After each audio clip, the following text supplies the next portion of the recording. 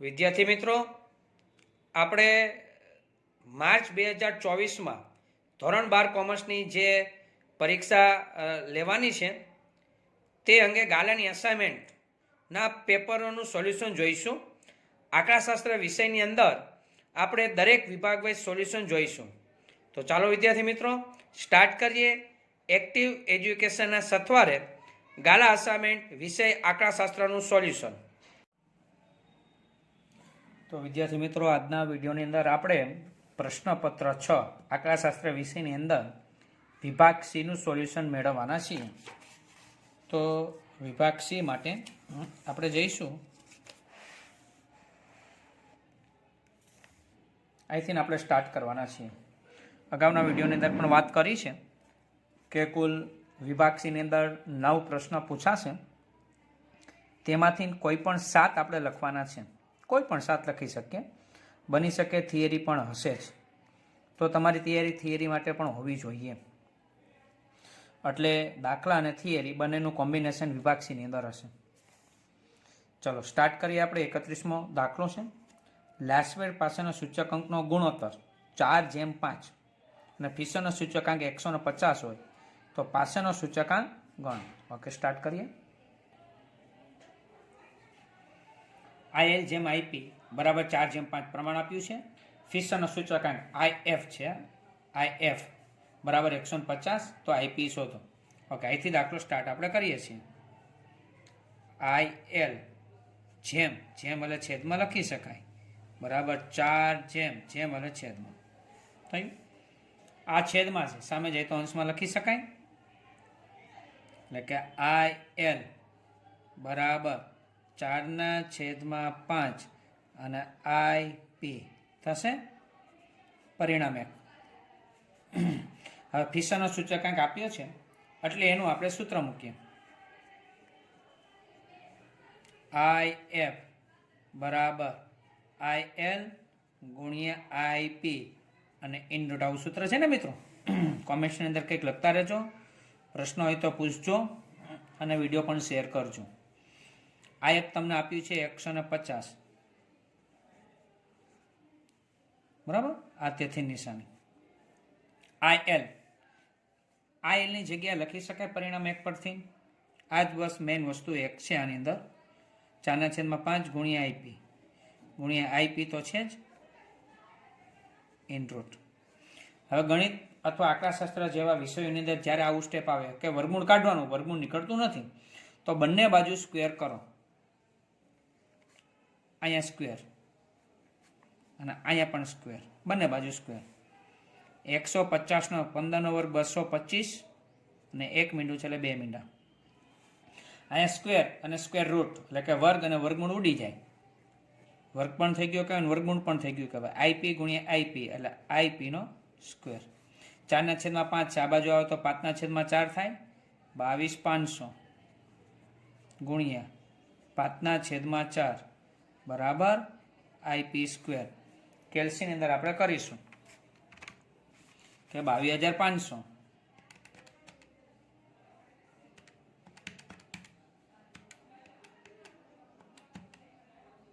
ગુણ્યા 5 ભાગ્યા 4 એટલે 28,125 આવે છે. એટલે કે IP નો સ્ક્વેર બરાબર 28,125.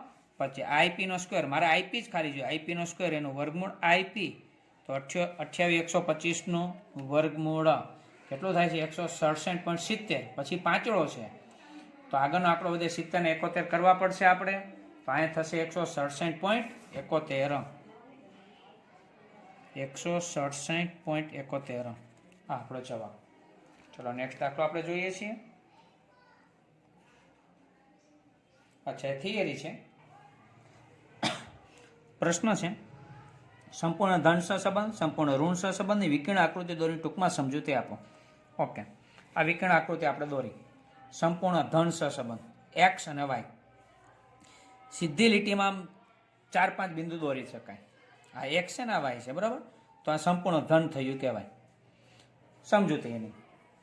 જો વિકર્ણ આકૃતિમાં બધા જ બિંદુઓ એક જ સુરેખા પર હોય અને તે સુરેખા ડાબી બાજુથી જમણી બાજુ ઉપરની તરફ જતી હોય છે, ડાબી બાજુ આ ડાબો હાથ, જમણી બાજુ ઉપરની તરફ જતી હોય તો જો પાછું આમ ઉલટું પણ થાય જતી હોય તો તે બે ચલ એક્સ અને વાય વચ્ચે સંપૂર્ણ ધન સુરેખ સહસંબંધ છે એમ કહેવાય. હવે સંપૂર્ણ ઋણ આપણે દોર્યું એક્સ અને વાય અને આ રીતે આમ દોરવાનું તો આને સંપૂર્ણ ઋણ કહેવાય. આમ દોરીએ તો સંપૂર્ણ ધન, આમ દોરીએ તો સંપૂર્ણ ઋણ. સમજૂતી, જો વિકર્ણ આકૃતિમાં બધા જ બિંદુઓ એક જ સુરેખા પર અને તે સુરેખા ડાબી બાજુ જમણી બાજુની ઘટતી દિશામાં ઘટતું જાય છે, ઓલું ડાબીથી જમણી ઉપર તો વધતું જતું, આ ઘટતું જતું, એટલું જ લખવાનું છે. તો તે બે ચલ એક્સ અને વાય વચ્ચે સંપૂર્ણ ઋણ સહસંબંધ છે તેમ કહેવાય. ઓકે,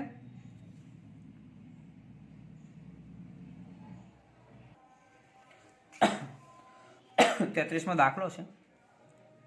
એક્સ બાર 30, વાય બાર 20, બી આપ્યું છે. વાયની એક્સ બારની નિયત સંબંધ રેખાનો અંતઃખંડ એટલે એ, અને તે રેખાનું સમીકરણ લખો વાય કેપ. તો આ વિગત આપી છે, આના આધારે એ. તો એનું સૂત્ર એ બરાબર વાય બાર માઇનસ બી એક્સ બાર. વાય બાર કેટલું છે તો કે 20, બી કેટલું છે 0.6, એક્સ બાર 30. આ 20 એમને 6 તેરી 18, 20માંથી 18 જાય તો 2, એ બરાબર 2. એ મને અંતઃખંડ મળી ગયો. હવે વાય કેપ બરાબર, વાય કેપ બરાબર એ પ્લસ બી એક્સ. એ કેટલું છે તો કે 2, બી કેટલું છે 0.6 અને એક્સ. આ આપણો જવાબ. 34મો થિયરી છે. અનિયમિત ઘટક ટૂંકમાં સમજાવો. ચોથા ચેપ્ટરનો આ પ્રશ્ન છે. અનિયમિત ઘટક, નિયમિત અને અનિયમિત. નિયમિત એટલે રેગ્યુલરી પસંદ થતો હોય, તો અનિયમિત શું કહેવાય? સામયિક શ્રેણીના ચલની અલ્પકાલીન ટૂંકા સમયગાળા માટે ઘટકોમાં મોસમી અને ચક્રીય લગભગ નિયમિત ઘટકો ઉપરાંત અનિયમિત અથવા યાદચ્છિક ઘટકની અસર પણ જોવા મળે છે. નિયમિત ઘટક અને અનિયમિત બંનેની અસર જોવા મળે. જો જે ટૂંકા ગાળાની અસર છે, હવે સામયિક શ્રેણી ચલરાશિ વાયટીમાં વલણ, મોસમી ઘટક, ચક્રીય ઘટક દૂર કર્યા પછી બાકી રહેતા ઘટક, દૂર એટલે બાદ બાકી, અનિયમિત ઘટક કે યાદચ્છિક ઘટક કહેવામાં આવે છે. આ ઘટકને આરટી રેન્ડમલી આરટી વડે દર્શાવાય છે. એટલે કે અનિયમિત ઘટક આરટી બરાબર વાયટી બરાબર, અને એને માઇનસ કરવાના, અહીંયા માઇનસ આવશે, minus TT plus ST plus CT બરાબર. એટલે 3 બાદ કરો એટલે તમને આરટી મળે, અનિયમિત ઘટક. અહીંયા ટીટી એટલે વલણ, બધું શું છે દર્શાવવું પડે. એસટી એટલે મોસમી ઘટક, સીટી એટલે ચક્રી ઘટક. 3 વસ્તુ બતાવી દીધી. યાદચ્છિક ઘટક રાજકીય અંધાધૂંધી એટલે રાજકીય ઉથલ પાથલ, અરાજકતા, અતિવૃષ્ટિ, અનાવૃષ્ટિ, ધરતીકંપ જેવા કુદરતી કારણો કે આગ, અકસ્માત જેવા આકસ્મિક કારણોને લીધે ઉદ્ભવે છે. નવી યંત્ર વગેરે શોધને કારણે પણ યાદચ્છિક વધઘટ થતી જોવા. તમારી વસ્તુ વેચાણ વધી જાય અથવા ઘટી જાય, આમાંના કોઈ પણ કારણ હોઈ શકે છે.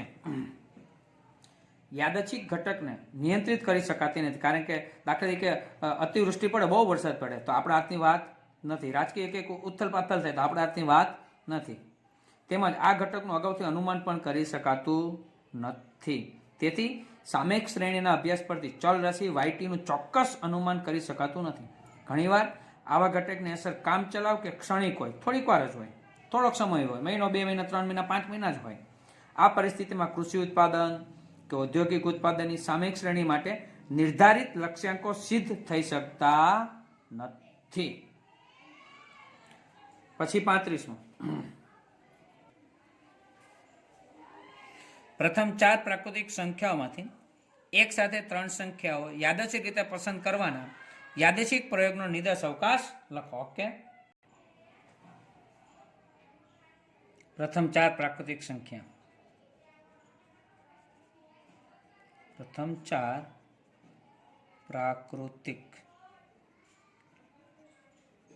સંખ્યા 1, 2, 3 અને 4 એના યાદચ્છિક પ્રયોગનો નિર્દેશ અવકાશ એટલે યુ લખવાનું કીધું છે.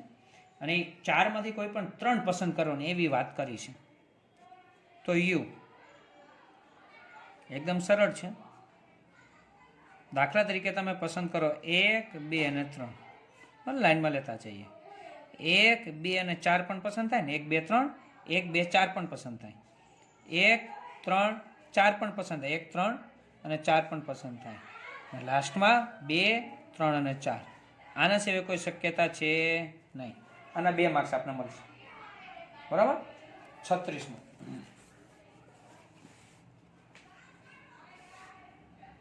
એક દ્વિપદી વિતરણ માટે જો સફળતાની સંભાવના એ નિષ્ફળતાની સંભાવના કરતાં બમણી હોય તો n બરાબર 4 હોય તો આ વિતરણનું વિચરણ શું થાય, એટલે કે NPQ વિચરણ શું થાય. ઓકે, તો તમને જે આપ્યું છે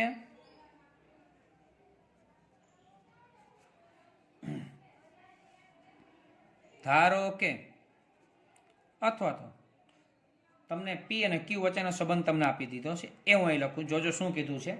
સફળતાની સંભાવના એટલે P ની નિષ્ફળતાની સંભાવના કરતાં બમણી છે. આ બમણી છે. આને વચ્ચે બરાબર મારે કરવો તો આને ગુણ્યા 2 કરવા પડે ને.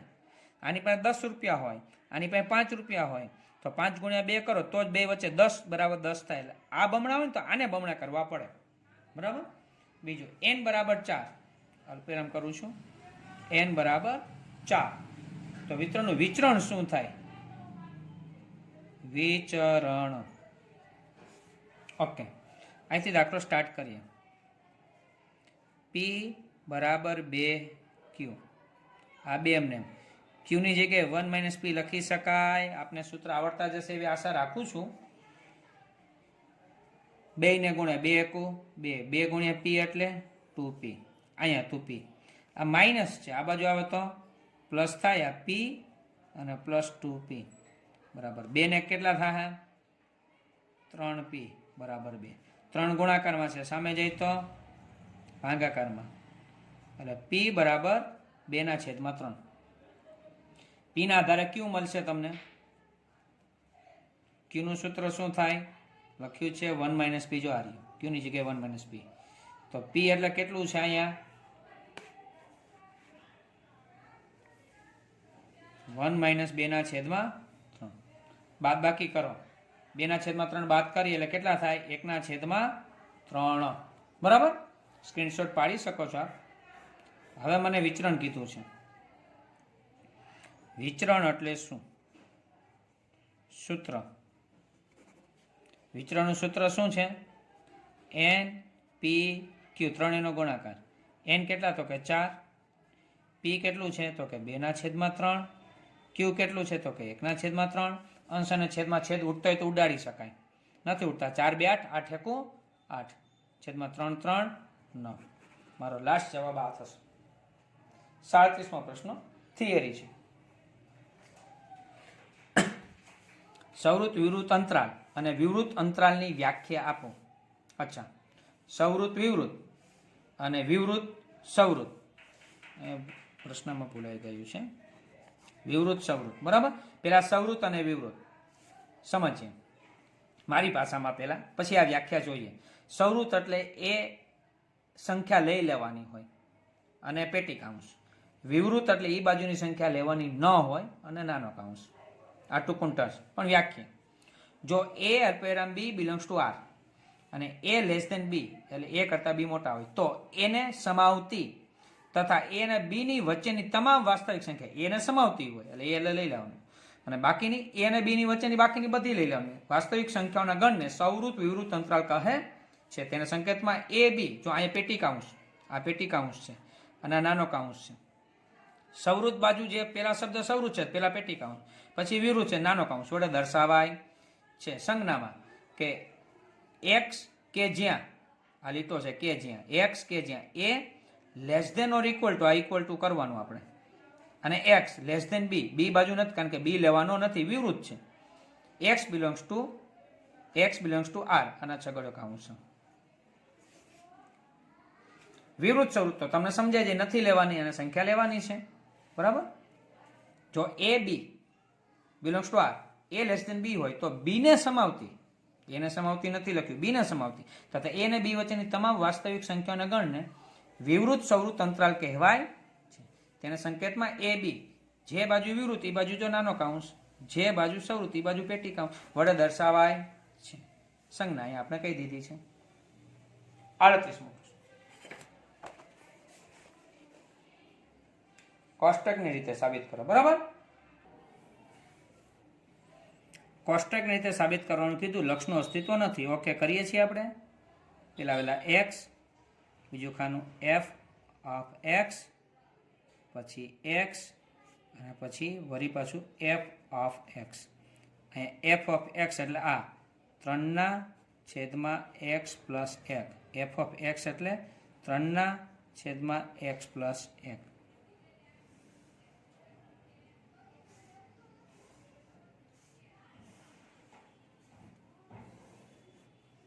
ઓકે, એક્સ એટલે શું?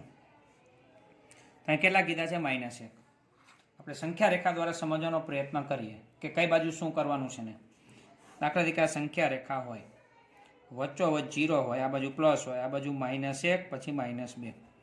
પહેલાં હંમેશા તમારે ઘટવાનું. મારે કોઈ પણ ઘટવું હોય તો ડાબી બાજુ જવું પડે, મોટી સંખ્યા લેવી હોય તો જમણી બાજુ. તો ડાબી બાજુ જવું પડે.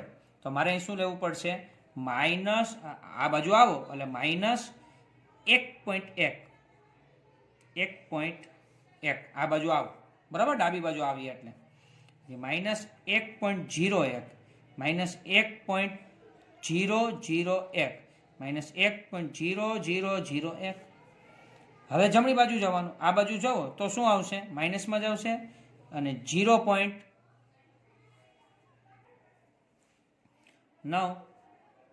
-0.99 -0.999 -0.2 વખત 99. ઓકે, એક્સની કિંમત, અહીં એક્સની કિંમત મૂકવાની. તો કેલ્સી દ્વારા એક વખત આપણે સમજાવીએ છીએ, તમને ખ્યાલ આવશે. એક્સની જગ્યાએ -1.1 મૂકું એટલે કે આ પ્લસ છે.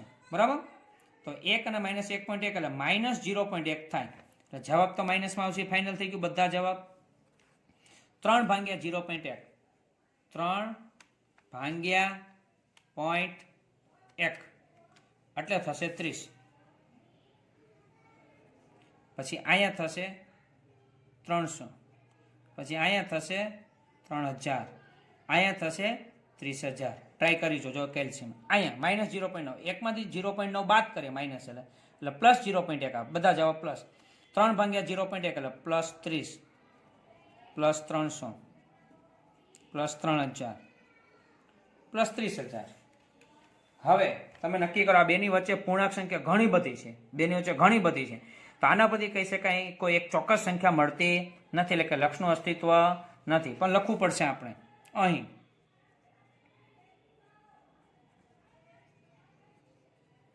કોષ્ટક પરથી કહી શકાય કે એક્સની કિંમત વધારતા કે ઘટાડતા -1ની નજીક લઈ જતા એફ ઓફ એક્સની કિંમત કોઈ ચોક્કસ કિંમત મળતી નથી. તેથી અહીં લક્ષનું અસ્તિત્વ નથી. આના 2 માર્ક્સ હોય છે. 39 અને છેલ્લો દાખલો આ વિભાગનો. ખાંડને કારખાનાનું ઉત્પાદન ખર્ચ C બરાબર આપ્યું છે. ઉત્પાદન 100 એકમ હોય તો સીમાંત ખર્ચ શોધો. અચ્છા, સીમાંત ખર્ચ, ખર્ચની સાથે સીમાંત શબ્દ લાગ્યો. ચેપ્ટર ભણ્યા હતા ત્યારે આપણે કીધું હતું જેની સાથે સીમાંત શબ્દ લાગે એટલે ખર્ચ સાથે લાગ્યો છે તેનું સિંગલ વિકલન કરવું પડે એટલે ખર્ચ એટલે C. આનું પહેલા સિંગલ વિકલન કરવું પડશે. પછી ઉત્પાદન 100 એકમ એટલે એક્સની જગ્યાએ 100 મૂકીશું ત્યારે એનું અર્થઘટન કરી શકીશું. બરાબર,